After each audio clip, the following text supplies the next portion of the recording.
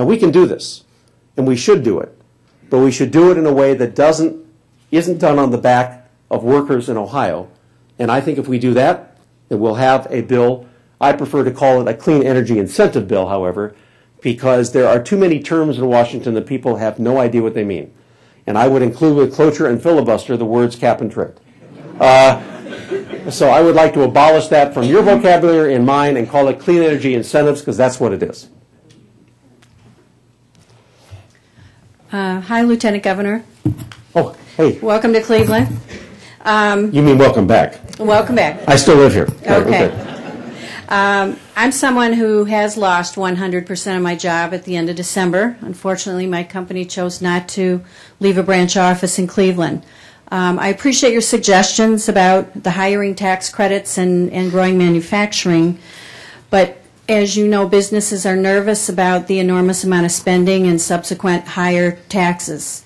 Are you saying you would oppose the enormous amount of spending, including probably the stimulus, if you're in Washington?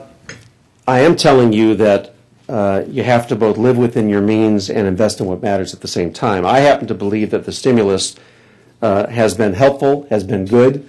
The money's going out too slowly. Not too much of the money perhaps hasn't been directed to job creation or job retention, but it also provided the largest tax cut in American history for the middle class. It also saved the jobs of teachers and firefighters and policemen and women around Ohio and around this country.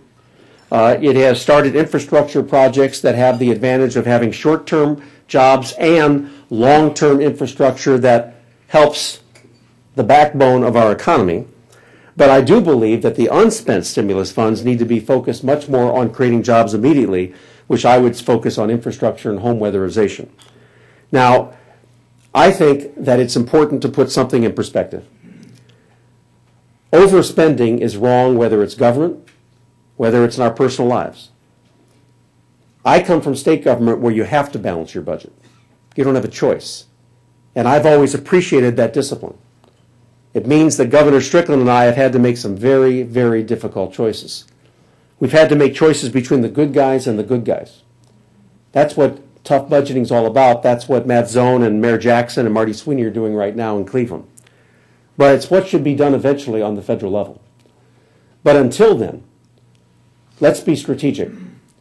Let's do like what we did here in the state and pass the slowest growth state budget in 42 years. But at the same time, make unprecedented investments in early childhood education and higher education. It's all about priorities. That's what government is. It's about choices. Just like elections, government's about choices too. So if you're asking me, was the stimulus a good idea? Yes. But we have two deficits. We have a fiscal deficit and we have a human capital deficit.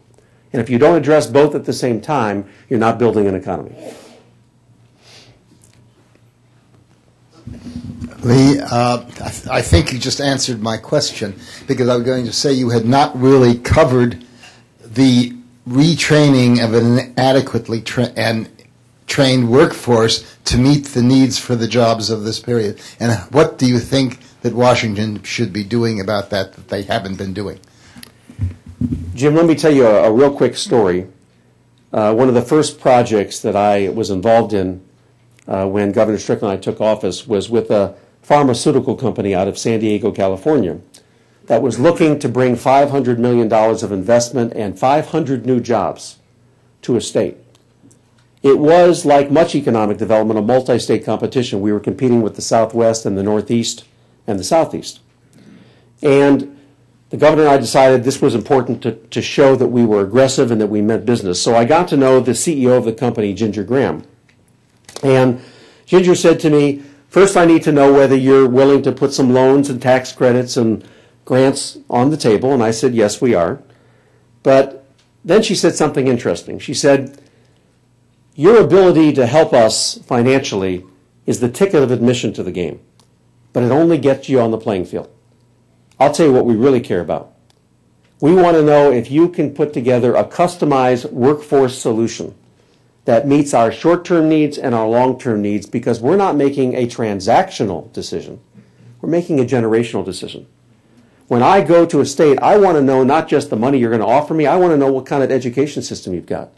early education, primary and secondary and higher education, and I want to know if they're being taught relevant skills that I can use the day they graduate from a technical school, vocational school, community college, or four-year university. So for the first time in the history of Ohio, we started a new thing. We started to listen. We started to put together the community colleges and the institutions of higher education. We actually put together a customized curriculum for Amlin. And that's why they chose Ohio. And they brought $500 million and 500 jobs. And that story has been repeated time and again these last several years because we have aligned the Ohio Department of Development, the Ohio Department of Jobs and Family Services, and higher education system into one seamless web. And on the federal level, the same thing can and should be done. Because workforce development and education are the same thing as economic development. The single greatest determinant of prosperity and wealth in an individual, a community, a state, or a nation is the level of educational attainment and the customization of workforce development. So we need to make sure that it starts with a healthy pregnant mother and a nurtured child. That's where workforce development begins, all through what we do at the Center for Families and Children. But it doesn't end because we're now in a world, because the world's coming at us at lightning speed where we must have lifelong learning. And in particular, one of the great things we must take advantage of is our community colleges. Tri-C, one of the best community colleges in the nation, is an example.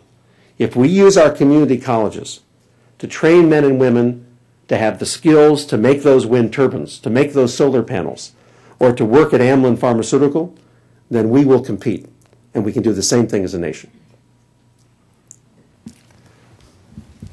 Governor Fisher, I'm Brother Bob Sappho. Hi, brother. I bring you greetings from the Ohio Minority Contract Association, based in Columbus, Ohio, where I'm a lobbyist, and also the National African American Business and Contractors, based in Jackson, Mississippi. Let's come back to Ohio.